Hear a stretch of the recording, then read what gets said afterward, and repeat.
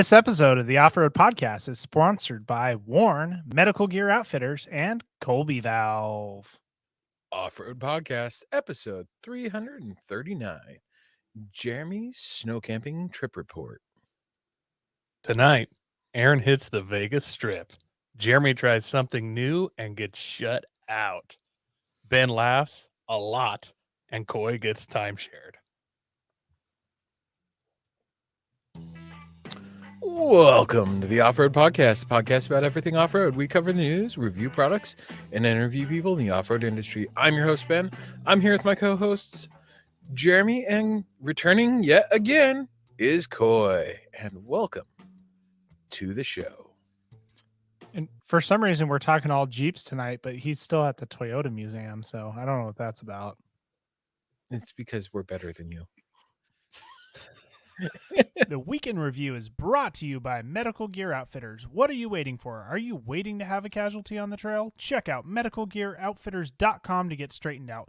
Medical Gear Outfitters has everything you need, whether you're going out for the day or traveling on a year-long expedition.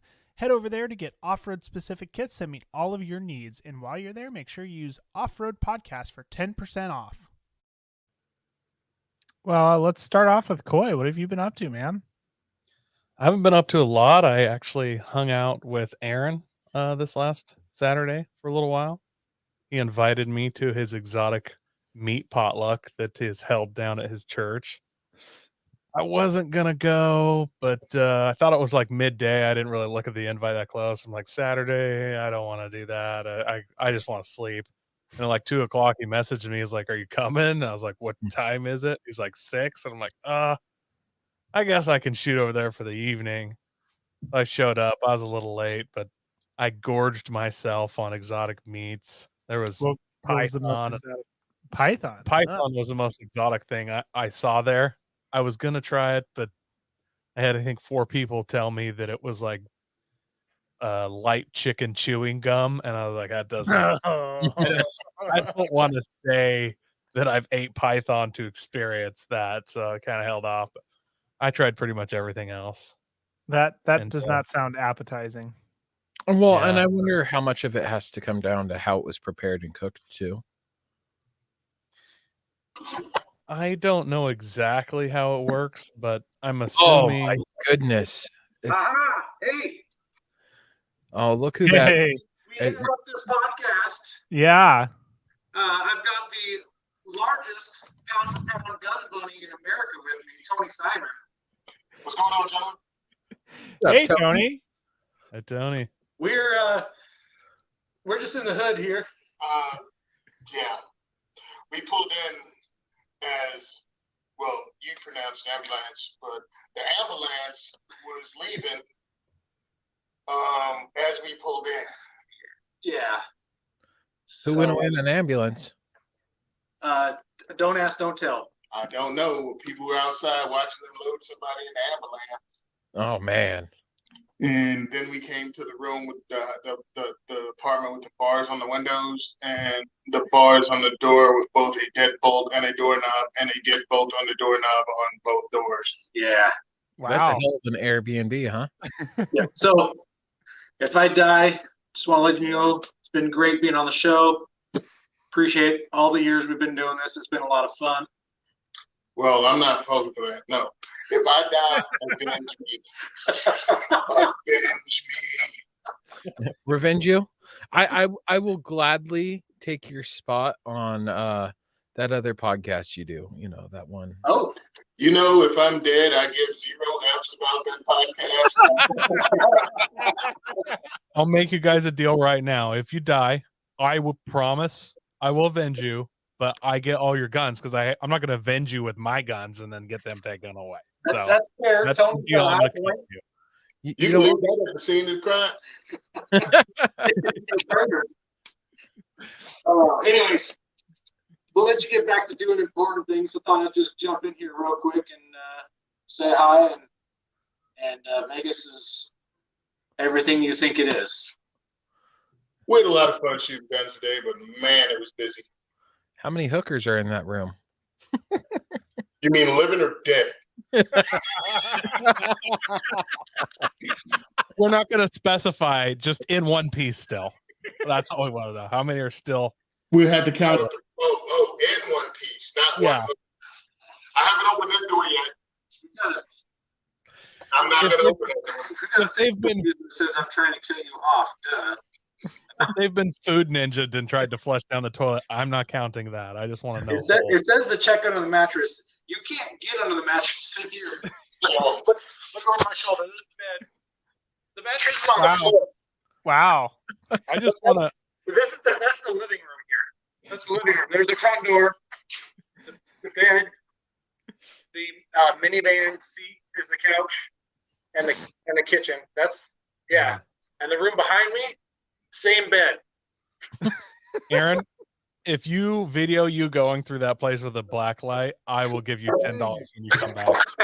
I don't have a black light with me. So I will give you $20 if you go get a black light and do that.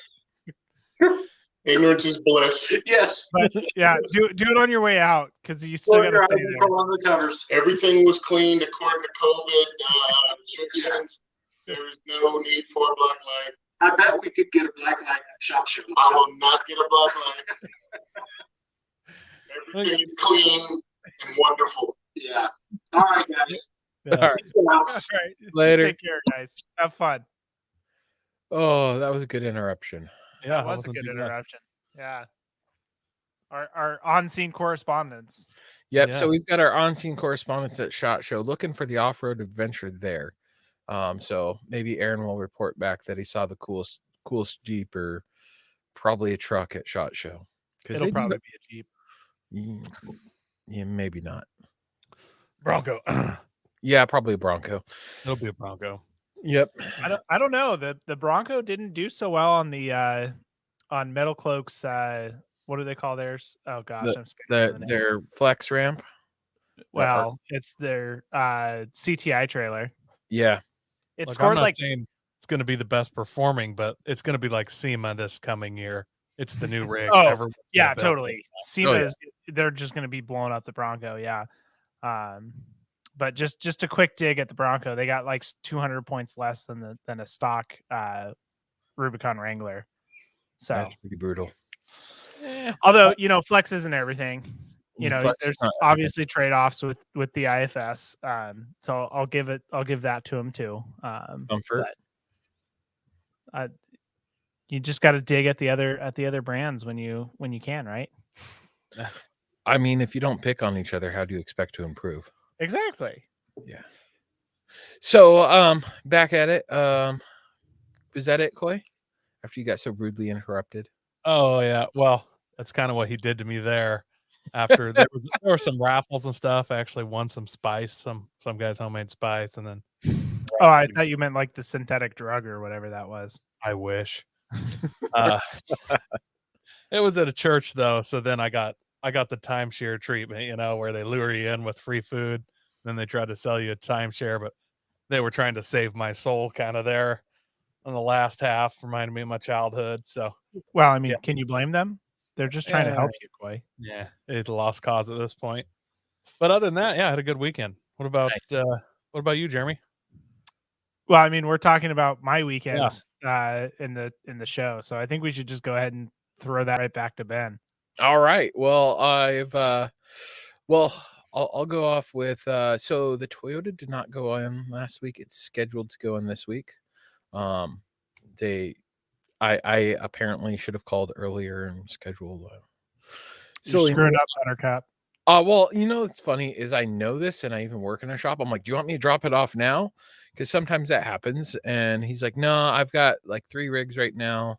And they'll be finished up sometime next week. How's Friday sound? I'm like, can I do Thursday? Because that's my day off. And he's like, perfect. So it's going in Thursday. I'm just saying, man, you got a month. I've got a month. Yes. Got a month.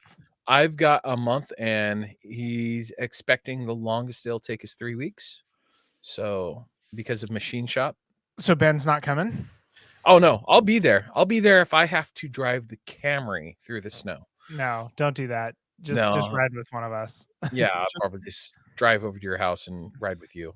Yeah, pack light though, because Oh yeah, well yeah, I have to pack a whole lot lighter if I ride with you. We'll talk about that a little bit later. But Yeah. since I do all the cooking, I had a full Jeep over the weekend, and I'm expecting to have a full Jeep again. Yeah. So actually, that brings me back to one of the other things. I got a flat scuttle, otherwise known as a Blackstone Griddle. I got it for Christmas. I got a 17-inch one, and I was hanging out with my oldest son the other day, and I made some grilled cheese on it. Mint. I'm looking forward to putting that in the teardrop trailer. Mint grilled cheese? No, mint is in awesome, amazing, worked out great. I'm looking Mint is forward in to like perfect condition. yes. Wouldn't it just be bread and cheese separate if the grilled cheese was mint? Technically, I don't know.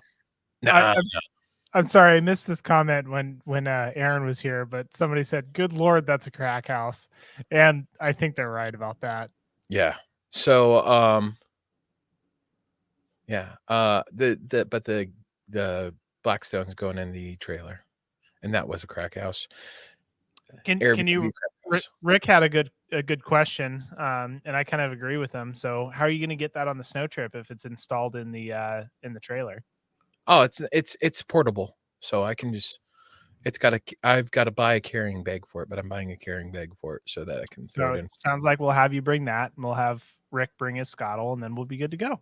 Yep, and then we'll have a scuttle off. We'll see which is better, the flat scuttle or the round scuttle. And then Does your griddle have the same rule as Kravik's? So Kravik's griddle is you can only put meat and potatoes on it. I asked about eggs, and he said that that's okay because it's baby meat. So can we actually cook veggies on your griddle? Is my question. yes. Because that could have bearing for the No, for our vegetables. I like vegetables. They're good for okay. you. As long as it's with meat, Well, I mean, there's going to be meat involved. Yes. That's for sure. And then so I mentioned I got Rick also says bring a backpack and snowshoes and your rig won't be ready. I was thinking the same thing. If you got an Uber and just told them where to go, and then just took that as far as they would make it, and then once they're buried in a ditch, you're just like, let's settle up now, and then you just start hiking up the mountain. Don't worry, I'll give you 5 stars. I'll give you 5 stars. And maybe when you get up to camp, we'll turn around and go get them unstuck. Yeah, there we go. Be like my cousin. We'll get them later.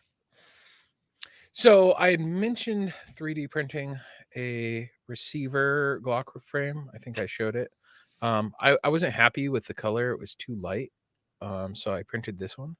It's an atomic PLA plus. It's stronger filament and it's darker gray. Well, my slide showed up too. I'm waiting on like 2 parts. If I can what slide did you get? I got the Dagger 9mm. It's PSA's like Glockish. It's the same Glock slide with a slightly different frame. And so PSA, come on, man. I got drunk and did it. It was really cheap. It's like $135 for a complete slide. So, yeah, but still. So yep, it's my current. Ben, one of these days, being poor is going to catch up to you. I know, seriously. Being poor is caught up to me every day of my life. Palomino State, bro. Ugh. Come on, man. You should have gone with the Faxon. It's better than the Poverty Pony. You should have gone with the Faxon Hellfire. Just saying. Oh, I would love the Faxon Hellfire. Actually, so as long as the wife's not listening, I am gonna be building another one because I want one with an RMR, and now I've built one, I just want to build all of them. So I'm also building 9mm PCC and a couple other things. So yeah, and then last night, because it's podcast related, I went and saw one of the guys from Two Bears One Cave, Bert Kreischer. You guys might know him as The Machine. Absolutely hilarious. I laughed so hard. I had a fun time last night with that. And then the wife and I went, so it was fun. Except I had to go to Seattle, and that was scary. I have a request for you with your homemade 3D printed guns. After you have 5 or 6 of those Glocks printed up, I'll just I want to see you get like a 32 round mag or whatever, the giant mag, and then just start blazing. And then as soon as it jams, just throw that 3D printed gun, grab another one, and slam it on the mag. It's like clearing jams with my chain of mag with the gun. So you're gonna need like 6 holsters so you could just quickly remag. So many holsters. I'll holster in all the locations. I'll do like two cross draws with 2 appendix carries, 1 on each side. It'll be a hilarious video. Probably get a lot of likes. Oh yeah. Well, and do a meltdown video with them. So yeah, we'll see. So yeah, that's been me. Other than that, you can't afford the ammo for a meltdown video. no, I can't. Well, it's a plastic gun, so it might melt. Maybe, I don't know. The other slide that I'd look into is Swamp Fox makes, I think it's their Wolverine slide. That is a very nice one. That comes with an optic already. That's one that I've been, to use Ben's word, half tempted by. It's always half tempted. If you're not half tempted, you're just not tempted. Yeah, it is the Wolverine slide, and it's actually pretty affordable at $340. Well, and I mean, it comes with an optic too. So Yeah, that's what I'm saying. It's really available, and like it's decidedly not as cool as the Faxon slide, but yeah, but the guys over at Faxon are pretty cool. I know a handful of them. Well, like 2 of them. I mean, aren't Glocks kind of the Jeep of handguns? Kind of, they're cool, and like I get that they perform good. No, they're more like they're actually reliable. You just see another one, and you're like, "Oh, sweet Glock." Kimbers are the you put wheels on your Camry, like I like you're cringe at it when I called it a Kimber. All right, we better move this show on. Hey guys, we're looking to reach more listeners. We're going to start reading Apple iTunes reviews on air. If you hear yours, send us a message with your address, and we'll send you an Off-Road Podcast sticker. You can find all of our social media by just searching our name. Now, go hit that subscribe button. We also want to thank our sponsor, Patriot Patch. Head over to patriotpatch.co and check out their selection of great patches, shirts, cleaning mats, signs, and stickers. You can also join the Patch of the Month Club for $15 and receive a patch, matching sticker, and artist proof each month. So I still haven't gone through all the patches that Patriot Patch sent us for Christmas. Really? No, I mean, I've looked through them. So you can see I kind of ran out of room on my patch panel up there. Oh, add another panel. I know. Wow. Have it go down the side. Jake, if you're listening, I could use some patch panels. Yeah. Well, actually, so that magnetic patch panel that we got. I do have it over there. I haven't filled it up yet. So it's sitting on my front door because usually I throw the patches in the 4Runner. Well, I haven't been driving the 4Runner, so I was like, I'll throw a couple whatever patches I find laying around the house in there. And so that's where this month's patch is currently sitting, which I'm probably going to have to pull some patches down. I might pull my patches down before the 4Runner goes in. I mean, I can't put mine in my Jeep because no headline. Yeah, no. Actually, there's a company that makes a headliner for yours. I know, like the boom mat and stuff like that. The bed mat too. That's another good one. Yeah. I don't know. I still haven't figured out if I'm, what I'm doing, if I'm keeping the hard top, going soft top, or just throwing taking the Freedom panels out and throwing a Sunrider in there. I'm kind of leaning towards the Sunrider right now. They even have, Best Top does the like Sunrider T-top adapter where it's just the front portion. That's what I'm talking about, bud. Oh, okay. I'm sorry. It's just called the Sunrider. Oh, okay. Is that what they call it? Okay. Yeah. Yeah, because they have the Bedrug headliner kit. And I want to say it's like $200 for it. Yeah. And it kind of adds some dampening for the noise. So I've never heard much noise through the hard top though. So, I mean, I don't know. Maybe I should give it a try and see what it feels like. Yeah. Have tire troubles ever left you deflated? Colby Valve has got you covered. Ever have a valve stem leak? Colby Valve makes reusable and easily replaceable valve stems that don't require you to remove your tire from the wheel. They work with your off-road rig, ATV, side-by-side, commuter vehicle, or even your tractor. Never be left stranded again because of a busted valve stem. They also have a tire repair kit for those punctures that keep you away from doing your favorite thing, wheeling. Make sure to check out colbyvalve.com or ask for them at your local off-road products store. Well, the first article that we have this week is Safe Extract has put together a vehicle recovery app. And so basically what they have you do is you put in your vehicle specifics and Excuse me, guys.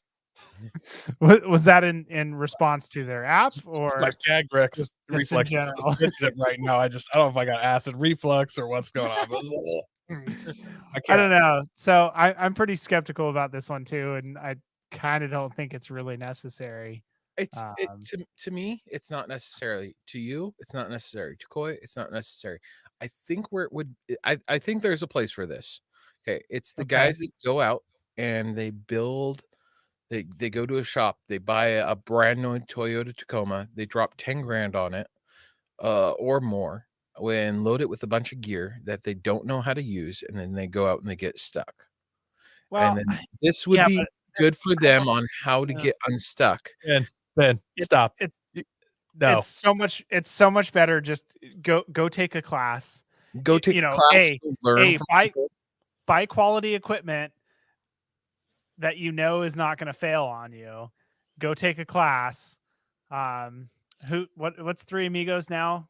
If you're in the Pacific Northwest, it's three. They used to be Three Amigos, but now they rebranded, and I can't remember their name. But, yeah, I don't know if they rebranded too. But regardless, exactly. I agree with you. There, like, go take a class.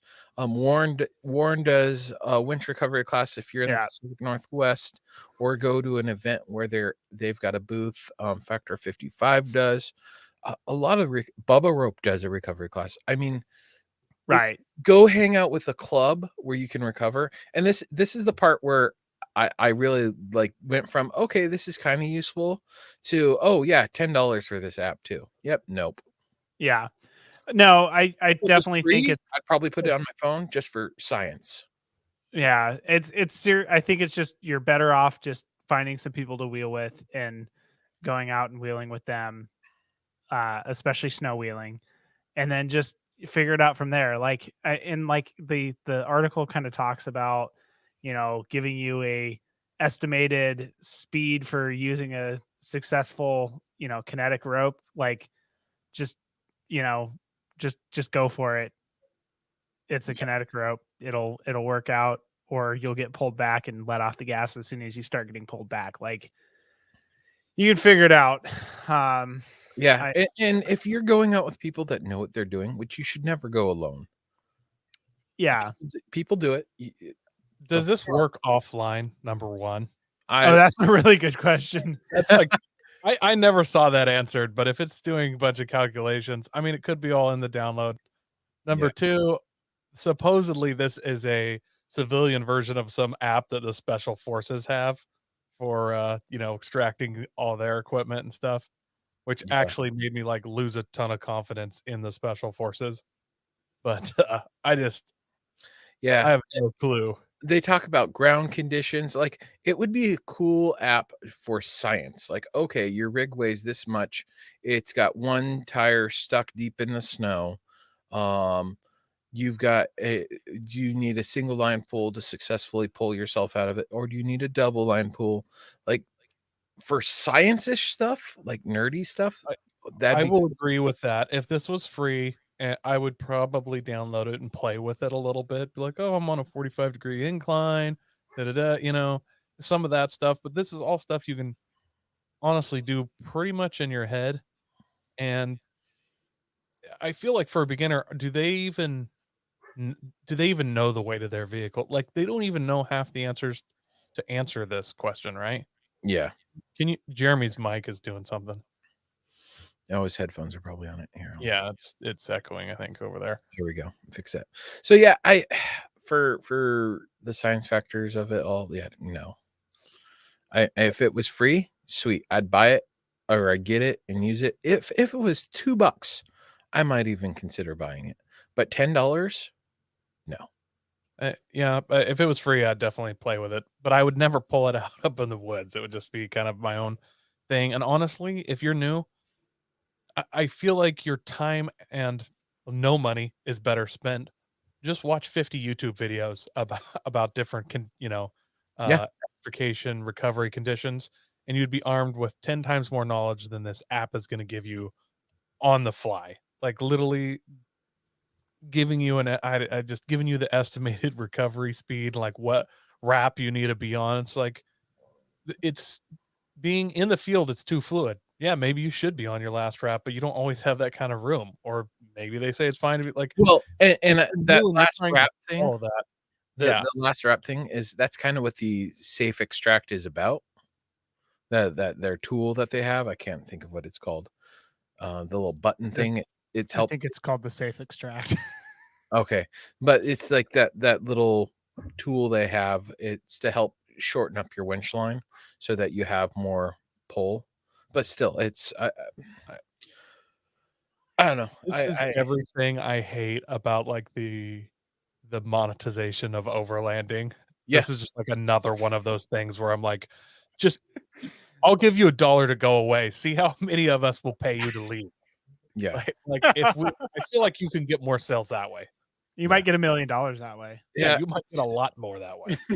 It's I think it hit too many of the wrong spots for me. Yeah, I'm right there with you. Speaking of hitting the wrong spots, our next article here is about an electric snow bike that is now coming to the market here in the United States. And so we'll start off with the worst spec of it all. It's got a top speed of 26 miles an hour. Super fast. That's not that bad for a little tiny. That's like a bicycle, basically. Yeah. I can't Well, ride a bike that fast. Okay, let's then. How about this one? So in eco mode, you can get an hour and a half of ride time. In sport mode, whatever that means, probably better acceleration, you get an hour. Does that sound good to you? No. Okay, so it blows my mind that you think that's the worst part. Do you know what this costs? Oh, yeah, that is the worst part. Sorry, yes. $8,500. It's like Right, literally yes. very nice used snowmobile prices. Right. No, I guess or you could buy an actual like dirt bike that has been modded out to have the snow bike everything for that price. I know where a Snowcat is for sale for a fraction of the price of this. To be fair, the Snowcat probably only does 26 miles an hour as well. Yeah, but at least that's kind of yeah. Yeah, I don't know. I kind of hate this thing. Like I love the idea. Like, don't get me wrong, like an electric snow bike. I'm all into like the electric stuff if it actually works well. And isn't an arm and a leg, but yeah. So it produces 125 foot-pounds of torque, which is actually pretty good. For something so small. And you can swap out the batteries in less than 5 minutes, which is a really good feature. If you're going to have something electric like that, I was a little bit concerned that it could only do a max depth of 12 inches of powder. But I don't know. I mean, I guess that's probably, you could probably get away in a lot of areas with that, but it seems like it should be able to do a little bit more. I don't hate this near as much. Like, I actually super like this and would love to have one. If it was $800, I would straight up have one. Oh, like, 100%. Yeah. If it brand new, it was $2,000, it would probably be a lot more of okay. Yeah. $2,000. And I'm interested with like the whole battery thing. So I wonder how well that works when it's really cold, because the cold affects batteries.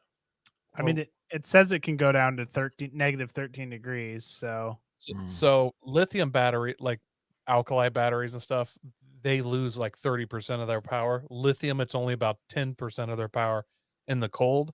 The lithium, though, if it's the battery is physically cold, have serious charging issues. So lithium batteries work fine on the cold in the cold, but don't like to charge up in the cold. Mm, Kind of so you get around that a little bit. It's yeah. not a huge loss. The part I like about this is it's small. I believe these kind of fold up the top part. They're super compact. They kind of have a folding feature. If you had this in the back, like, your Jeep or your FJ, and you went out snow wheeling, the peace of mind knowing that you'd have roughly 26 miles to get back down the mountain is pretty awesome. Like Yeah. there are Well- times I would have done much crazier stuff if I knew I had that. Well, and so I was sitting here and I was like, Jeremy, before the show, Jeremy was like, oh, it can only go through 12 inches of powder. And I'm like, oh man, that's not a whole lot. But then I was thinking about it. I'm like, well, that's powder. That is like soft, powdery stuff versus like if you're going like you mentioned, bringing it with you behind your FJ. Yeah. Cruising back through that, you'll have no problem. Well, I don't even and it think would- you'd have to put it behind. I think it'd fit in the back seat or the cargo space. They're really you small. Looking Yeah. at the pictures, and that Yeah. front piece folds up. No, and I do agree that, and again, this is all prefaced if it wasn't $8,500. Yeah, Like it would also be just fun if you're out snow camping, you go snow wheeling and snow camping, Yes. and at the end of the day, you're just like, well, let's just rip around on this thing and go explore some other stuff. For maybe you're in an area that has some single track dirt bike trails. Like it would be fun to just go ripping around on the single track trails with this thing. Yeah. just think about this, and I'm not condoning or encouraging operating electric vehicles after you have partaken of any alcoholic beverage. But for the sake of argument, I'm just gonna throw this out there. Imagine we got two of these. You got one, I got one. We're at the snow camp trip. You've made your fantastic feast of, some kind of salmon or something. You've made We some are kind having of surf and turf. now we're having some kind of Japanese cocktails. We Ben, are having Japanese cocktails. Ben gets out his vanilla crown and cream We- soda, Dr. Pepper. And then we're like, you know what? Let's just do an oval track right here around the camp. And we get these go out, and we get a start ribbon and we just start going, And maybe we do like the Mario Kart thing where you got to start with the drink, but it has to end empty, but you can't drink while you're riding. So you could race to the end and then drink it, or you got to drink it and then try and drive. Like, I could see this being crazy fun.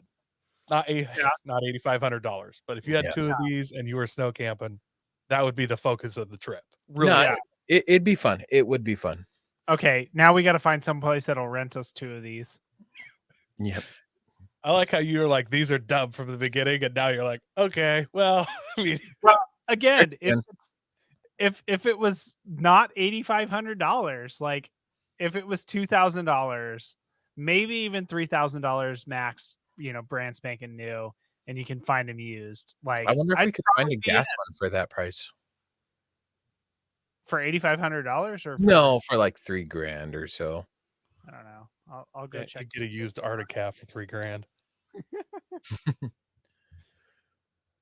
Yeah.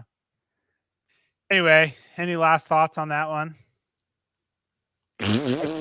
Go prepared with Warren Industries. They produced the first recreational winch in 1959 and lead the industry with their dedication to quality and reliability. When you dig yourself in deep, make sure you have the right tools to get yourself out. Get Warren equipped and go where others can't. Now, let's get ready for adventure and head into our main topic.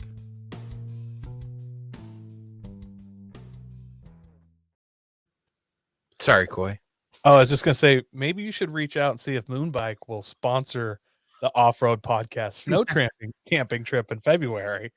Yeah, there We'll you go. video it, talk about it on the show. We'll work up a package for them, and they can just donate too.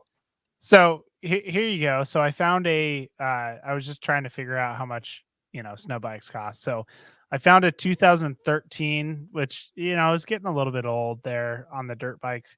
So it's a 2013 Honda CRF 450 with a timber sled for $8,900. So you could probably talk them down to $8,500, and then you'd have something that could go, as far as you want to go. Then you got to have a trailer, one of those hitch mounted things. You're going to get it up at 6,000 feet. You're going to kick it till your hip needs a replacement. Just wait till summer when they're cheaper. When it finally does start, that thing will do 85 miles an hour. I'm going to break a bone for sure. Absolutely. Well, getting violently injured. It says this one has electric start, so you won't have to kick it forever. Okay. Well, then I'll just get my hip replaced because it's broken, not because I've worn it out. Well, that's fair. So, Jeremy, you got to go camping, huh? I did. Yeah. So I guess we'll start kind of before. So I had a ABS issue where one of my wheel speed sensors was going bad. And it wouldn't have been so when it goes bad, it turns off ABS and it turns off traction control, which isn't the end of the world. I can drive a vehicle without traction control and ABS. The unfortunate thing is that it was kind of intermittent, where it would work fine for a while and then it would not work. And when it would go from working fine to not working, it would, on dry pavement, it would tend to, as it was trying to figure out what was going on, it would tend to make the Jeep pull to the right. Oh, that'd be frustrating. I really didn't want to have that happen in snow and ice. No, because that sounds really bad in snow and ice, whereas on the pavement it's just kind of annoying. So I went ahead and just replaced that, which that's probably my biggest complaint about the axles that I got is, so on the front ABS sensors, you actually have to get in there with a feeler gauge and space it out to the appropriate distance. And in order to get enough clearance to, be able to get your hands in there to actually do that, you actually have to pull the brake caliper. So that was the hardest part of the job, is actually pulling the brake caliper, which is just kind of annoying. I wish it was just, I know they do it so that way, they probably only have a few, different part numbers for every single vehicle that they could put it on. I'm sure that's why they do it, and it makes sense from that end, but from the actual user end, it is kind of a frustrating thing if you have to go, because replacing an ABS sensor is so dang simple. It's 10, maybe 5 minutes, maybe 10 minutes. I mean, you probably spend more time unclipping the clips than you actually do replacing the wheel sensor. But I had to fiddle with it quite a bit to first get the brake caliper off, because you can't really get an impact on it because you got the spring and you got the spring on the top in the way, and you have the lower control arm on the bottom in the way, to actually just get an impact on there to buzz that thing off. So that's a little bit annoying, but I got that all fixed. It worked great throughout the trip. So it's good to go. I didn't know if it was the spacing was off or if the actual sensor was going bad. So, it's like a $10 part. So I figured I'd just go ahead and replace the whole thing instead of just checking the spacing, because I'd hate to get through all that effort and then realize I have to go change the part anyway. Yeah. So that was kind of before the trip. So we on the day of the trip, we met up in Morton. Our plan was to go out into the Little Natchez area, and hopefully find a little bit of snow wheeling out there. I was a little bit nervous, before the trip, because I was kind of looking at the snow park stuff, and it looked like there was a lot of snow parks out there, which there is indeed a lot of snow parks out there. Unfortunately. So we went ahead and decided we were just going to kind of go out and figure out where we could go out there. So we met up in Morton. We stopped briefly out at Rimrock Lake and kind of explored that area a little bit. It was super icy there. We did find a pretty cool camp spot that we were that we kind of walked into, or Rick and Dave walked into. I stayed up with the vehicles because we were just kind of parked in the middle of the road. And it was a really cool walk-in spot, and we thought about getting in there, but there was a really large berm from the snowplows, and then it was like a pretty steep downhill. So we were kind of talking about it after they came back, and I'm like, well, how is the camp spot? And they're like, it's awesome.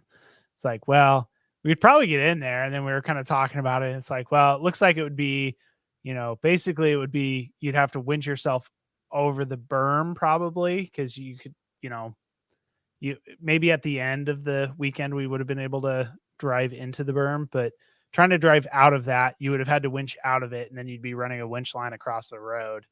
And so we figured that didn't seem like the best idea. Did you check your app to see if that would be safe to run your winch line across the road and calculate forces and stuff? I did not check the app. No, Well, I you did should not have check the it app. out, 'cause I you should never check know. it. Well, Yeah, maybe they would have told me no, it would have been fine.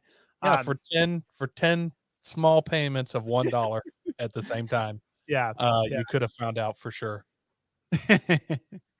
And I think it wouldn't have been, it would have been more palatable if it, that road that we were on was just a sheet of ice. I mean, it was just a complete sheet of ice. That's the fun stuff.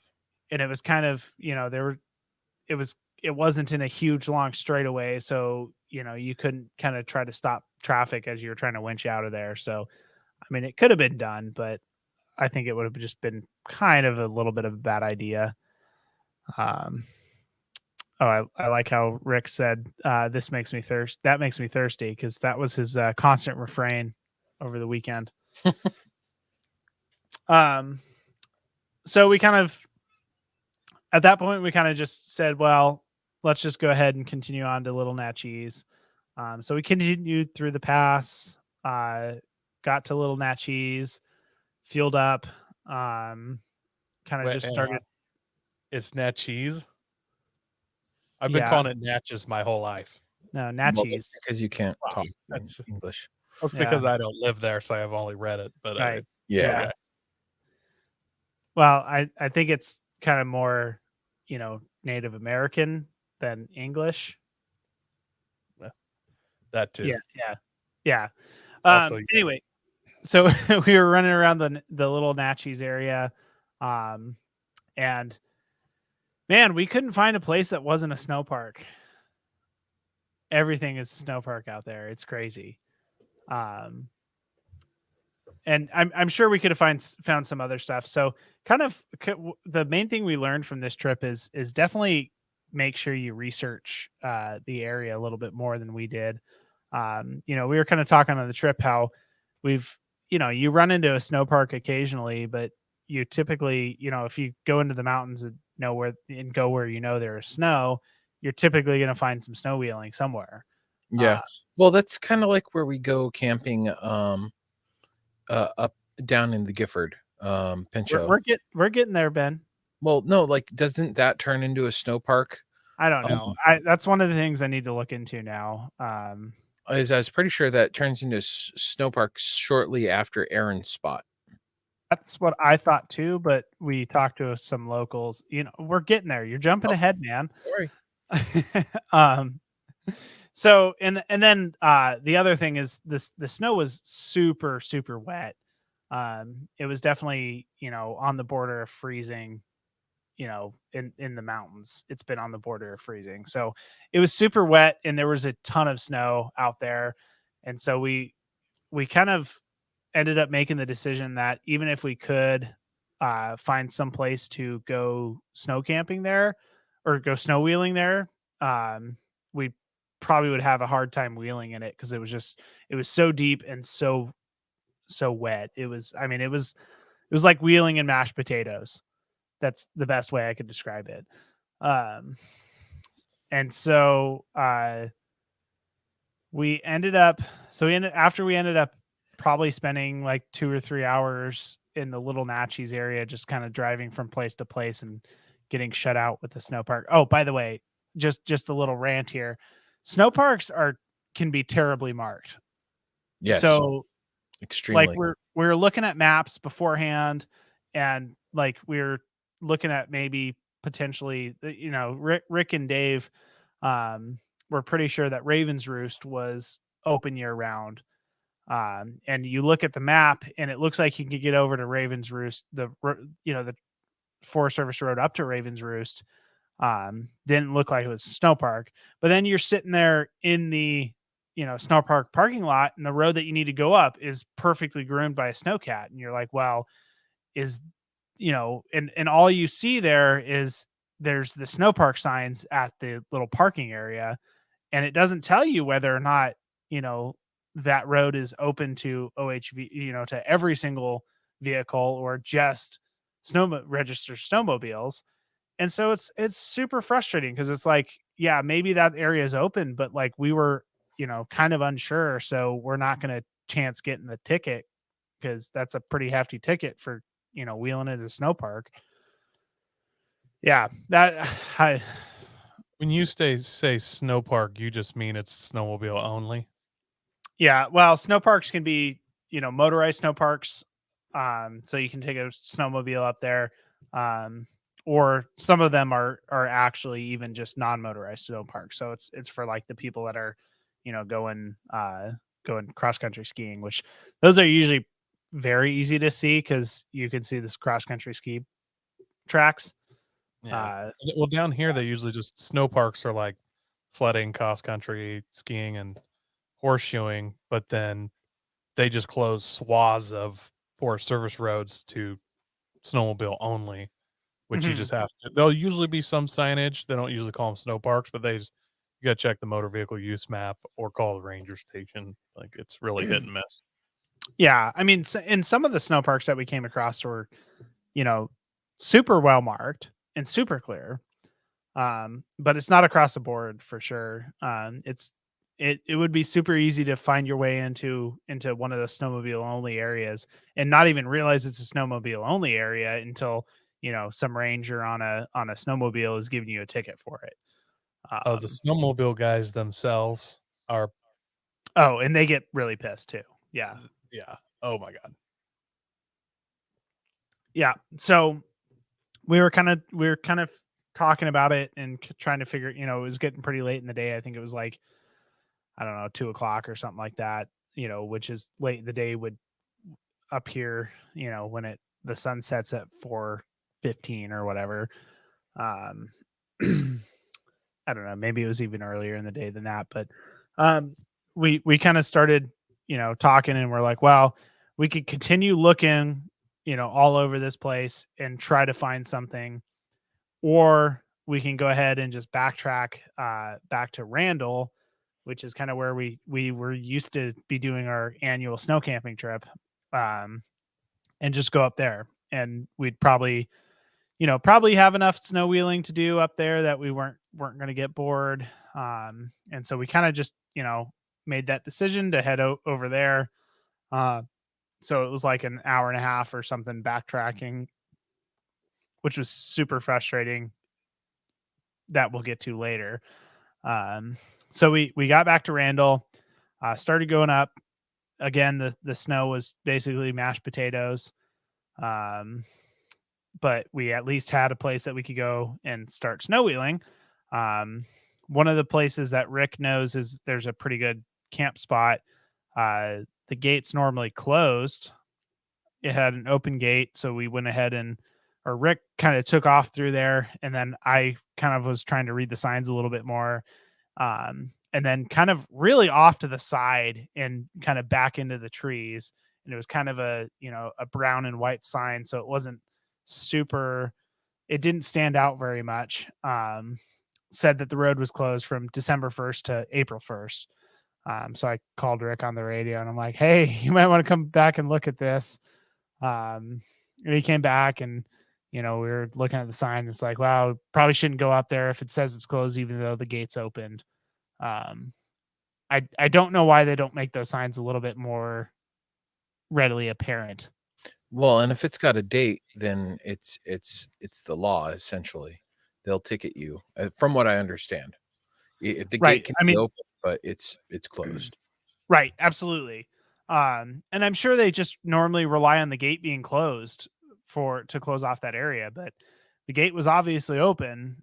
I don't know if it was somebody forgot, or somebody, went and, cut the lock, who knows? I have no idea. But if we would have gone in there and somebody would have found us in there, the wrong person would have found us in there, we would have gotten a ticket for it. No question, absolutely no questions asked. I know we would have. So we ended up continuing just down the normal way that we normally go.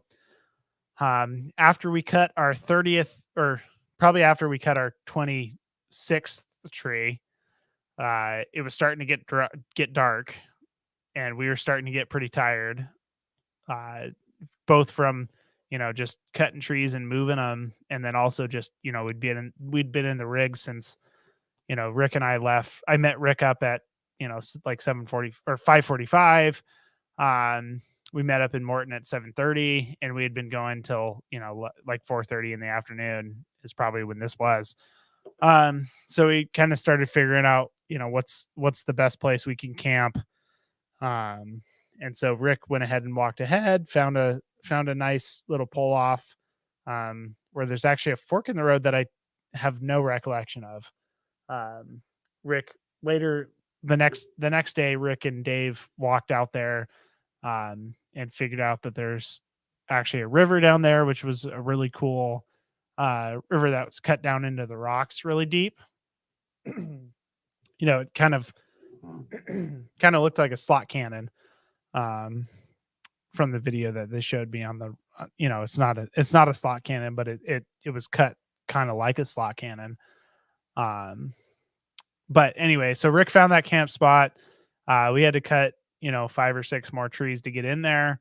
But we finally got in, flattened it all out, got camp set up, finally got a campfire going, and just, thankfully I had planned a kind of a simple meal for that day. And we just did some hot dogs over the fire. So that was kind of the end of the day. I also mixed up a batch of AMFs. Nice. Which I think we'll probably do that on the snow camping trip coming up in February. I was actually talking to Rick about it, and what I think we might do is give everybody you're bringing a fresh bottle of gin, and Ben's bringing a fresh bottle of vodka, and I'm bringing a fresh bottle of tequila, and we're just going to like mix up a pitcher of it. I think that's a good idea. What do you guys think? I think that sounds like fun. Can you give them a brand name of? Oh yeah. Yeah, you're right. That's a good point, especially Ben, because we don't know what he'll bring. He brought soap one here. Yeah, he tried to tell us it was tequila. Do you want me to put on the video of the slot cannon thing that Rick shared? All right, guys. Slot Canyon. Sorry. Sure.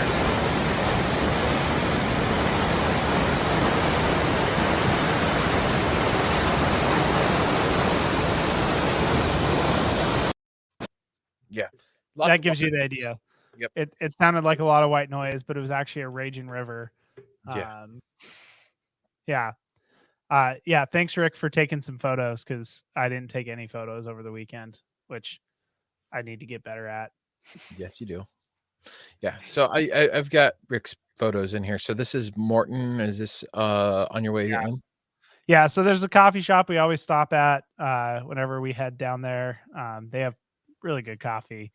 There's a meat store across the street, but they don't open until 9:00. So we were not waiting around until 9:00 to go to the meat store. But the meat store has some fantastic summer sausage, and their steaks were just okay. Yeah. But they had good pepperoni, summer sausage, that type of stuff. Really good jerky. It's definitely worth a stop if you're driving through. Yep. And then do you want me to show the picture of the campsite? Sure. Yeah. I mean, this was taken, a couple days later, right before we left, or no, that was the morning of whatever. You'll see that nice, healthy pile of wood that we got there right in the middle. We actually some of the down trees.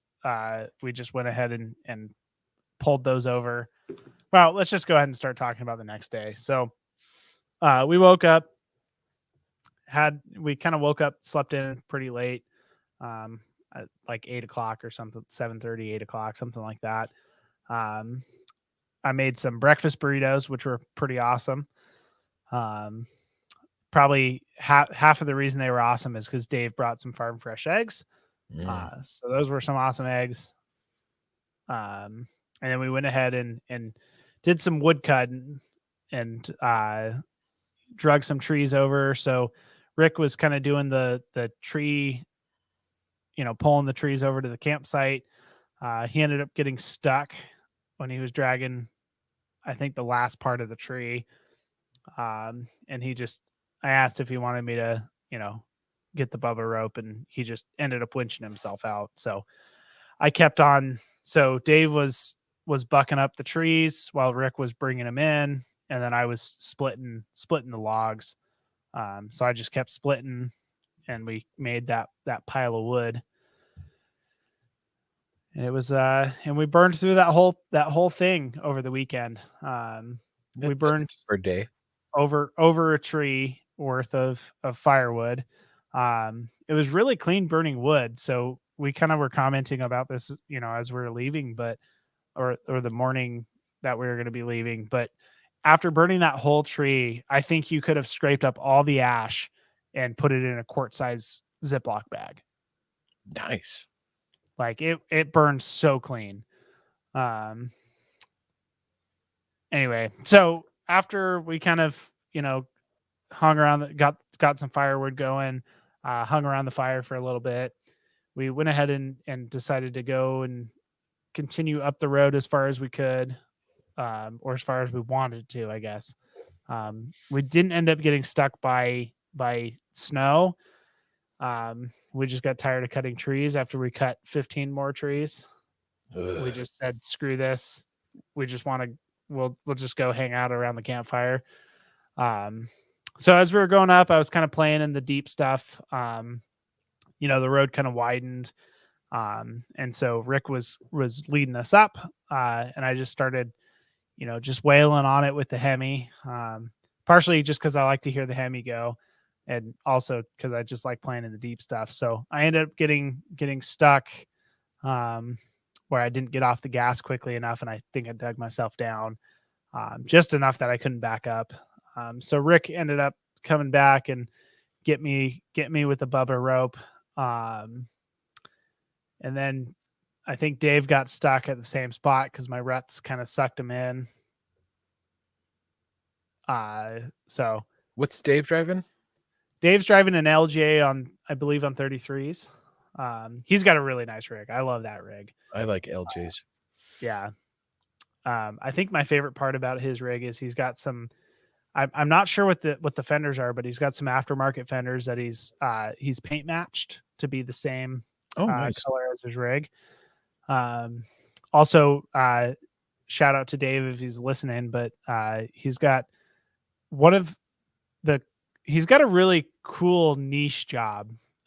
So he's actually like one of the foremost painters for specifically Klein bicycles.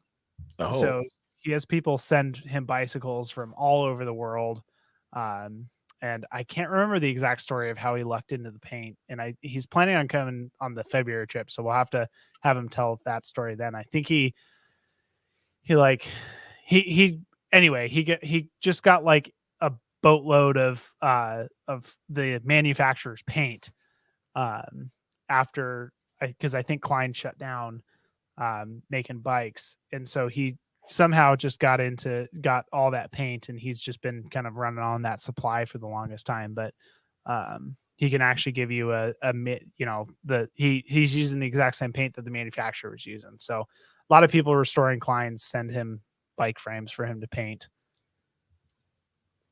Yeah, it sounds like Klein is a brand of bicycles.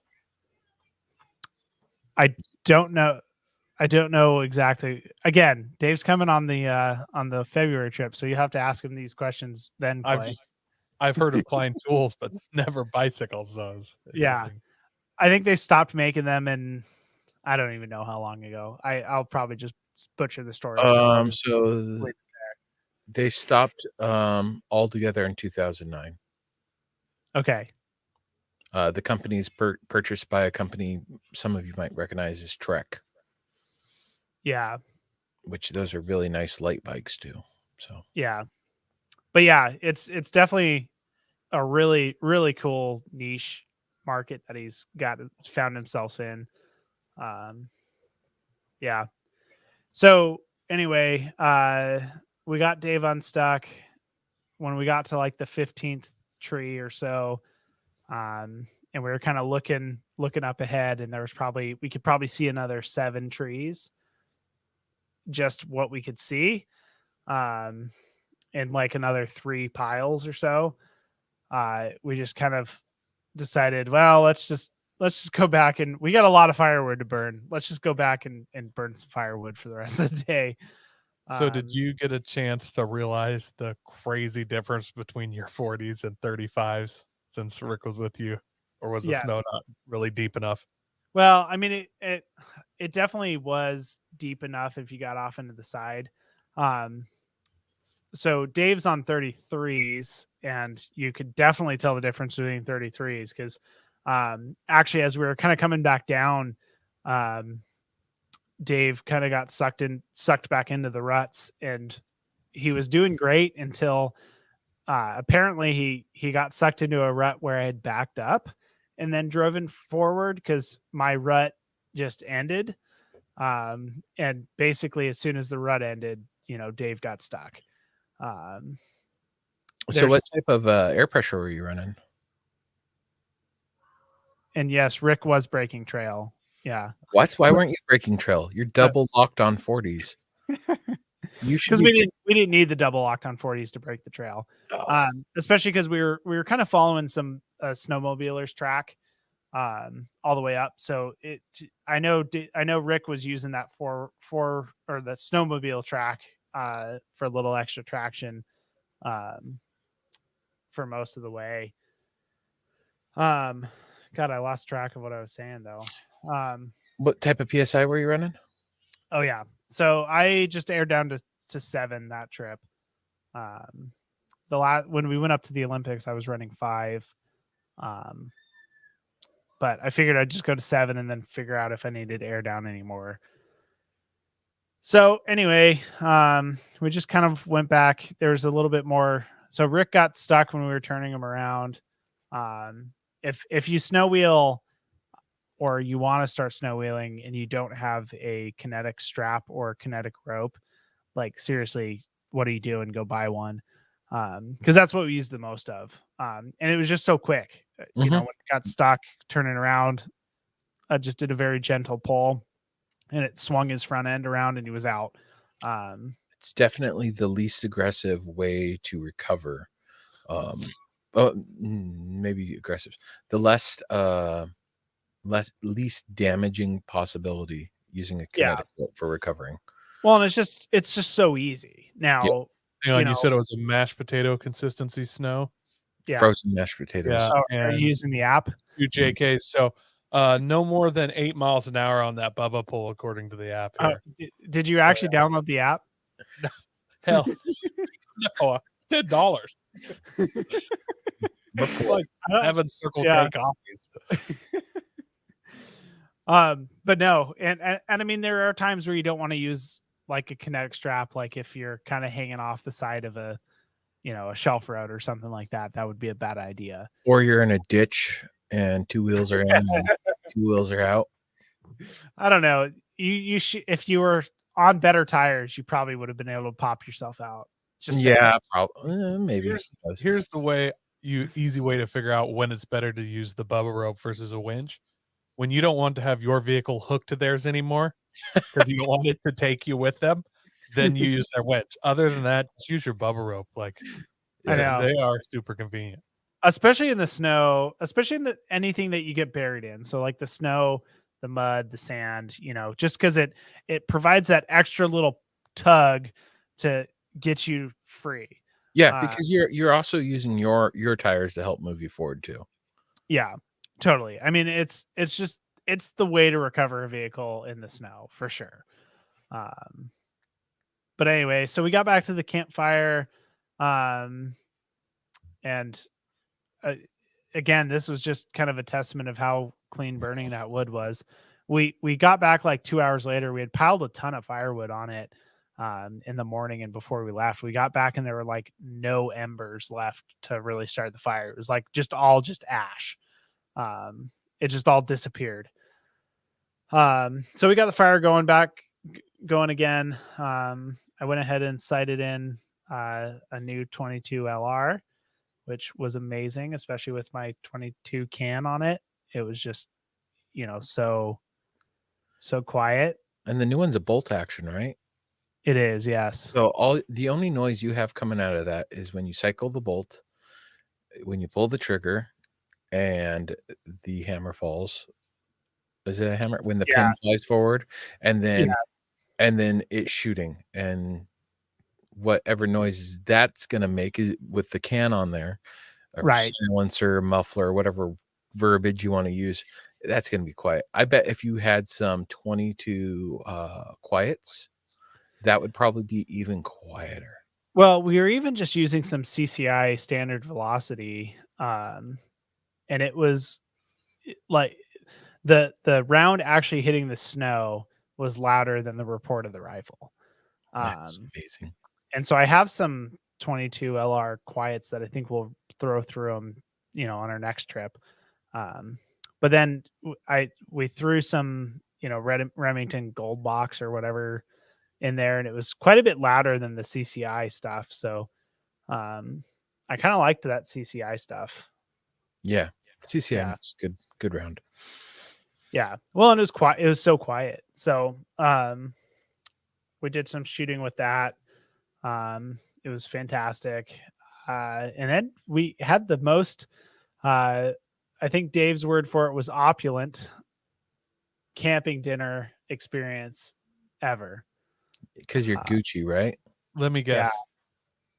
Yeah. Oh, couldn't guess. I was gonna say you did hot dogs, then breakfast burritos, but this actually falls in line with those two things. So yes. So we had wood-fired pizza on my portable pizza oven, and I will tell you that experience, the total experience of sitting in the snow around a campfire eating hot wood-fired pizza was probably the best camping dining experience I've ever had. It was amazing. Oh, I loved it. It's totally Gucci and awesome at the same time.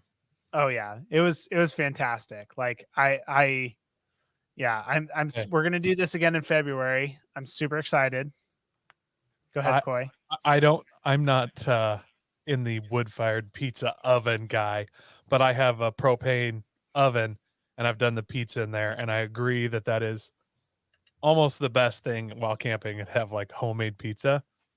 Yes. Let's make some pie in there, a nice apple pie in there. Pull that out, and it will change your view on life. Yeah. I don't know. I've never done any pie cooking in my pizza oven. I was planning on doing, apple pie ish in a Dutch oven. Apple dump cake. We can just get some pizza bread, roll it out, and then just get some a pie filling, put on top there, a little brown sugar, slide it in there. You think amazing. That'll be just as good, huh? Okay, oh, yeah. I'd be willing to try that. Now, can we cook biscuits in there for biscuits and gravy? I'm gonna have to do some research, because if I can ditch the Dutch oven, because we also have biscuits and gravy on the menu. I've got a Dutch oven as well, Jeremy, so I can always bring mine. Oh, that'll be perfect, because that's one of the things that we kind of talked about. I love doing, doing the cooking while we're camping. I love cooking while camping, and I love cooking. Chef. I love cooking, like, things that most people don't cook while camping. So that's why on our trip coming up, we're having steak and scallops as one of the meals. I like fancy camp cooking. Yeah, it's hilarious, because I go camping and it's generally, let's have hot dogs and beans. Rick says your backpack's getting pretty heavy because you're no, bringing your flat top and you're bringing a Dutch oven. Well, no, those are going to be in 2 separate carrying cases, so I'll have those, and then I'll Yeah, have the backpack. that's dependent He'll on have your one of rig those- being available. One of those sleds that hooks to a waist belt. I've actually got one of those sleds. Oh, problem solved. Yep, problem solved. There you go. So I think you need to test out the biscuit and the pizza oven thing, but I think it would work. And if it doesn't to do individual biscuits, dude, just roll the biscuit out kind of like and do like That's what I one was thinking. biscuit. Like if you made it like really flat, you might be able to get it to work. If you made it really flat and you just kind of made it like a pizza dough, yeah, and then you And just sliced it up. you're just gonna break it up and put gravy on it anyway, so it's not gonna make any difference. I think that would work. I vote. Yeah, You leave the Dutch oven behind. They're cool, but they're a ton of work and they take a long time. I know. Yeah, And they just do not have the clout that a wood-fired pizza oven has on this. Yeah. Something that I thought of bringing for the next camping trip is like my sleds. I got like the pack sleds for the boys for sledding, or an inner tube, and just pull like sitting behind someone's Jeep with an inner tube. Oh, we'll definitely pull you behind a Jeep on an inner tube. That sounds like fun. Shenanigans. Yeah. My Yeah. Bubba rope has a weight rating. I don't know. Damn, ouch. Wow. Yeah, that was a Good that was burn. probably the best Good burn burn. of the show. So Best burn of the show. Coy.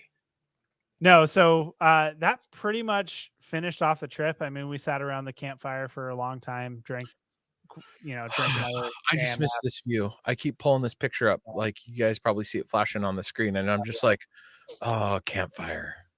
Yeah. One of the things we noticed which was pretty discouraging when the next morning, is we realized that we never left the pavement, from what we could tell, because our campfire was halfway on the pavement. Oops. How But, did you go up the road we normally go up? yeah, we went up the road we normally go up. We did not make it to the long bridge where we got stuck the first time. So this was definitely the least amount of road that we went up. Ever? You didn't even make it to the snow, like where we had the bridge before and camped? No. Well, Wow. I mean, we made it up to the river. We made Okay. it past the river. We made it quite a ways past the river. How many tundra lengths did you make it up from the cutoff? So, and you'll know, like, because there's kind of the long bridge, which is kind of where we got stuck the first year. Mhm. We did not make it to the long bridge. We made it to the really. So they have like the 2 metal grate bridges. Oh yeah. There in the summertime, we made it to the 2 metal grate bridges, but that's where right after that is where we ended up saying no, we're Just done before cutting the hill. trees. Yeah. So it was definitely the least amount. We talked to one of the locals, or one of the locals came up, and we told him how far we made it. Because he kind of rolled through our camp. And he was talking about maybe they needed to organize a work party to come out and clear the road. So we're really hoping they come out and clear the road, and then it doesn't have that many, just in case in February we end up back there. Hopefully it doesn't, there's not as many trees to clear. Yeah. Yeah.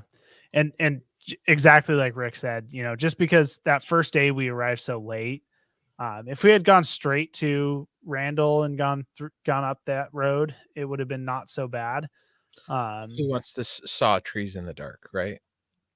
Right. And that's kind of when we started figuring out where we're going to camp is, in the morning, and when the sun started going down, it's like, okay, now we need to figure out where we're camping, because, it's already almost, nearing 5:00, and we still got to get camp set up, and nobody wants to be out here working late at night if we don't have to. So I don't know. Kind of if we can figure out if we can actually make it up to Takalaka, I'd be very interested to even on our February trip, go back there. I know we were talking about going out to Jump not off the Joe? cheese area. Yeah, going up to Jump Off Joe. But if we we kind of wanted to go and explore that road that Rick and Dave walked down to go find the river. And then also if we can actually make it up to Takalaka, it might be worth. And Or it's even not a snow Aaron's park, camping spot. We haven't right? made it to Aaron's camping spot since. Right, but I mean, if like so- if we can actually drive up to Takalaka and it's not a snow park, like that would actually make me a little bit more. I don't know. I would have to think about whether or not we want to go to go to Jump Off Joe or go back to that area because, yeah, like you so said, there's a lot of area we haven't been able to get up into yet.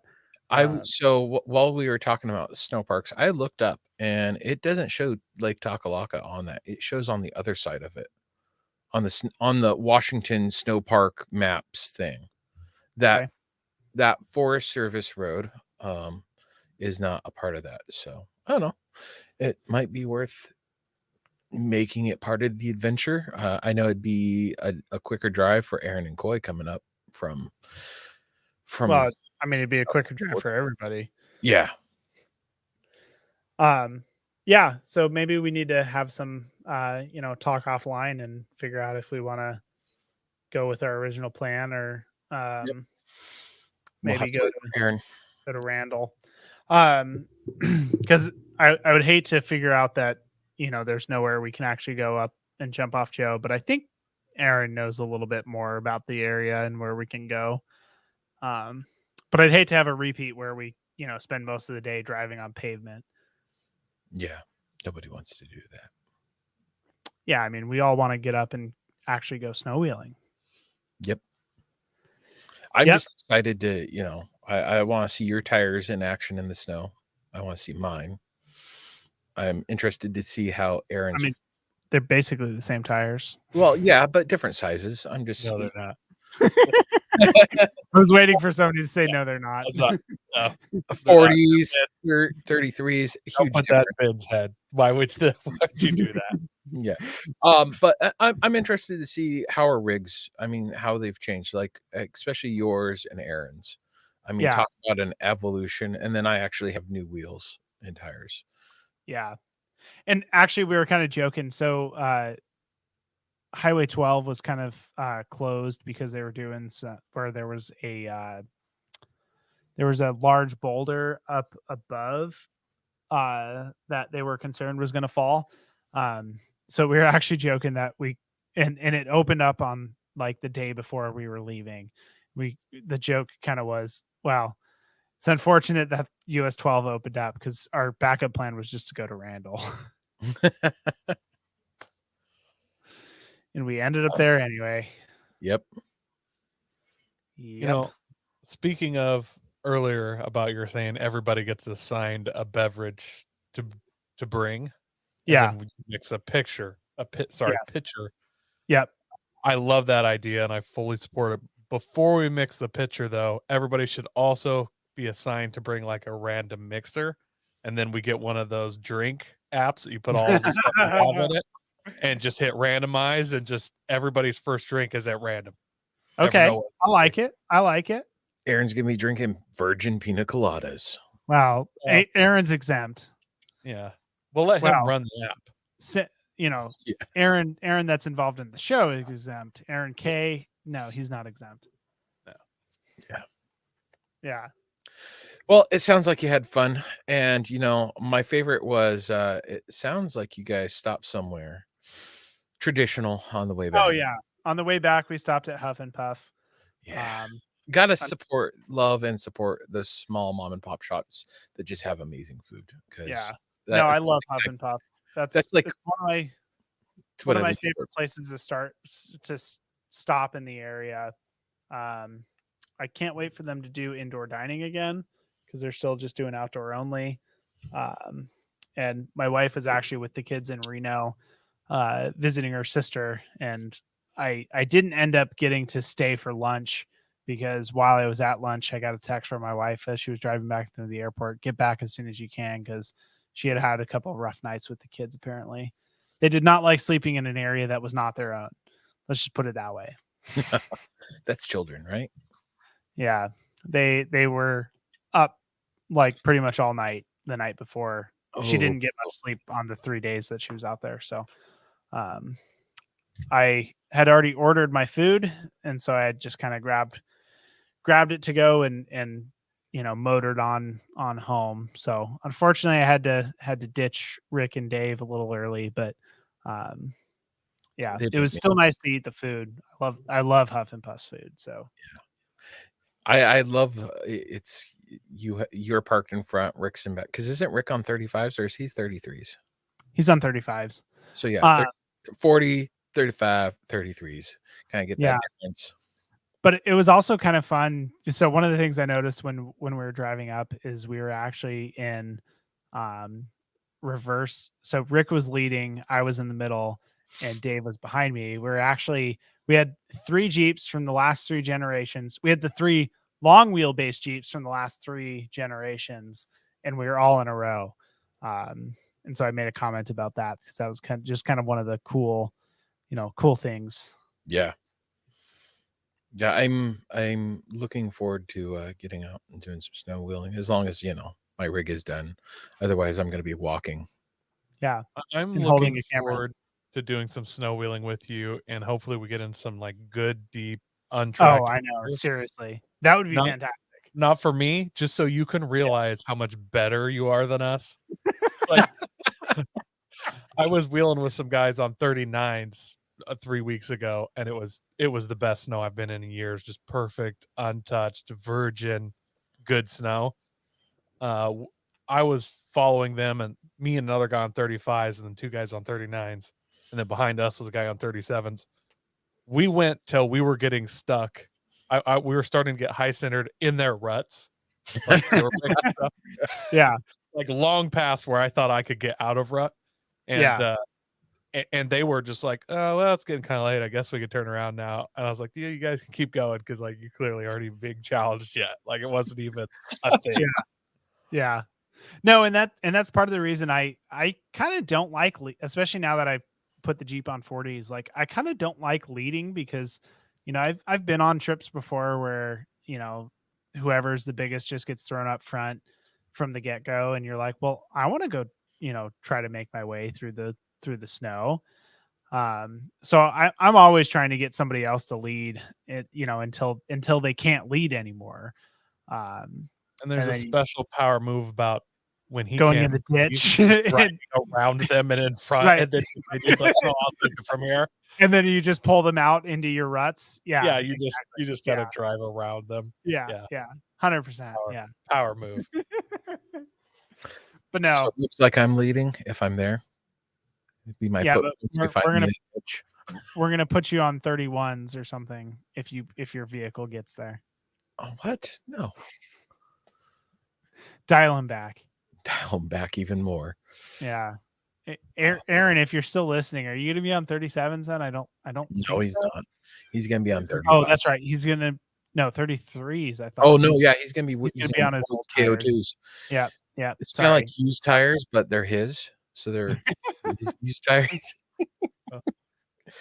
That's kind of where Rick's at right now too. He was looking for new tires, but I don't know that and I didn't ask him when we were on this trip, but we talked about it when we were on the last, trip just in the Olympics, but I don't know. I don't think Rick's going to be on new tires either. So he's on used tires as well. Yeah. I'm getting, this will be my last winter on my tires. I thought about getting some new ones, but it's like, I haven't done a ton of snow wheeling this winter. I got the trip with you guys is really the next big one. And then I can of course run them however low all summer. And it's amazing to start the winter on new tires. So I'm going to push it out. Yeah. I'm looking forward to just using my rig. I am. Yeah. Well, and Eric, too bad he moved to Texas because now he can't come on our snow wheeling trip. I know. Brutal.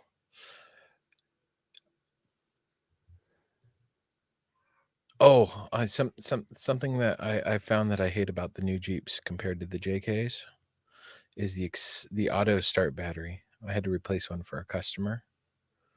You have to remove the fuse box.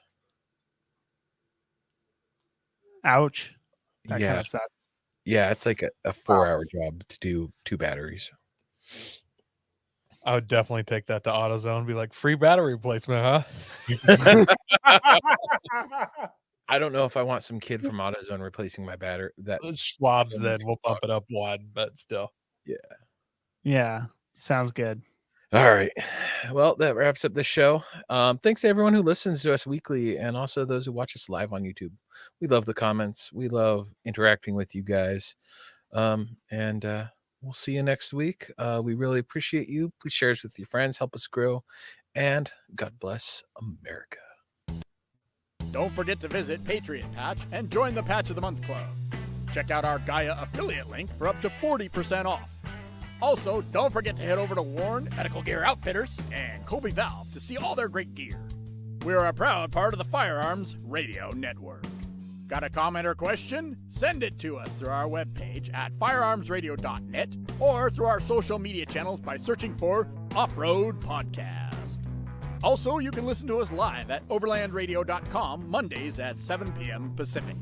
When off-road, please remember to have fun, tread lightly, be safe, and courteous. Thanks for listening. Let me check my safe